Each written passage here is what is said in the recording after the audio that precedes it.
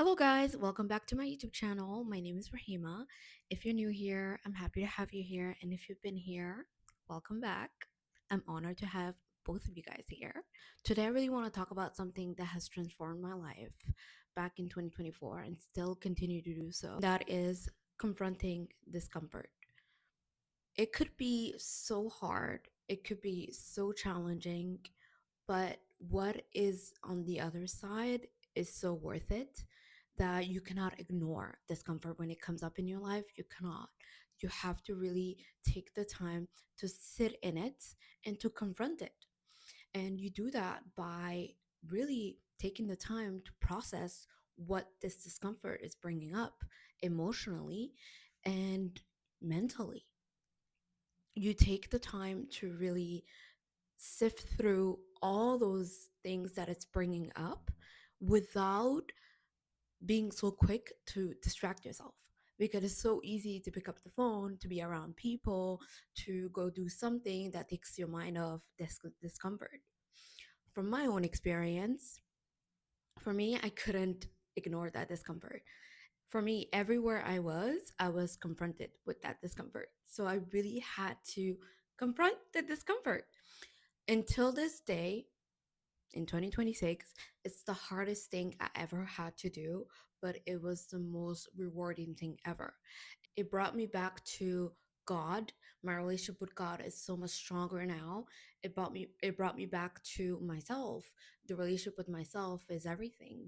It's like how I stay in tune with my intuition, in tune with God, and how I know who I am, what I'm capable of, what I want. The most important thing. You can't just go through life not knowing what you want and then feel dissatisfied, and you could do more, you desire to do more, but then you don't know where to start because you're just so unsatisfied and it's just so heavy, and you're just constantly living the same day in a challenging way. You're constantly repeating the same day, the same habits, the things that you want to change, but then you just find yourself reaching for it because you're like, oh, you know what? Like, I'm already feeling this way. Like, let me do this thing that's going to give me a little release. But that is not something that's going to transform how you're feeling and confront that discomfort. You really have to love yourself enough to sit in it, to confront it, to ask it, like, why are you here? you know Quite frankly, like, you ask it, why are you here? Like, what is this bringing up?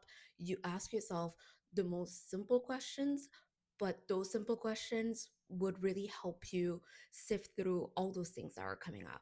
And I'm going to be honest with you and repeat this: it is going to be hard at first, it is going to be challenging, but it's going to be the most beautiful experience in your life, the most rewarding at the end of it, because you're gonna really see why you had to go through it. Because on the other side, you're gonna know who you are.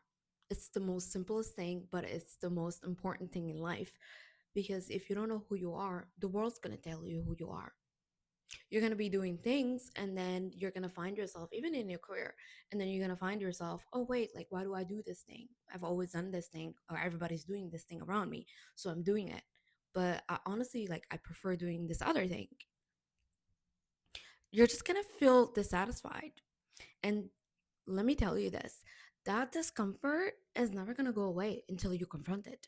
And if you are being called to really confront this discomfort, really listen to yourself, listen to that thought, because it's your intuition, it's your higher self telling you, it's God telling you, you really need to, it's time. You really need to confront this. I will give you little things that I've done that really helped me. First things first, obviously, I leaned into my faith and really got like this with God, because that gave me the strength to confront this discomfort, because it's not easy. Journal, like, really, if it's not something you're into, really think about it and actually journal however many times that you need to journal, and have a routine with it. Like, if you want to do it once a week, do it once a week. If you want to do it every night, do it every night. If you want to do it every morning when you wake up, do it. It's really gonna help you look back at this moment and to really process what you're feeling. It's very helpful to have that. What is the other thing is to really prioritize spending time with yourself, being by yourself, like without anything. And honestly, I find that me going on walks, that was something for me. And it still is that thing where you try to, for however many minutes, you try to be without any screen, without listening to anything, just with your thoughts and like nature. And now that the weather is better, I suggest you really take that on, because a walk can really help you process what you're feeling. And it's really good for your mood, to reset your mood and to feel better. I've never went on a walk feeling a bit like blah and then came back continuing to feel like blah. Like I always feel 10 times better. I'm not saying it fixes everything, but it's a start. The other thing is, similar to walking, movement is very important. So for me, I like to lift weights and I like to do sprints. And I recently took on like running like once a week for however minutes. I don't really look at my pace as much. I don't have an app for that or anything, but it really helps me clear my head and to really just challenge myself.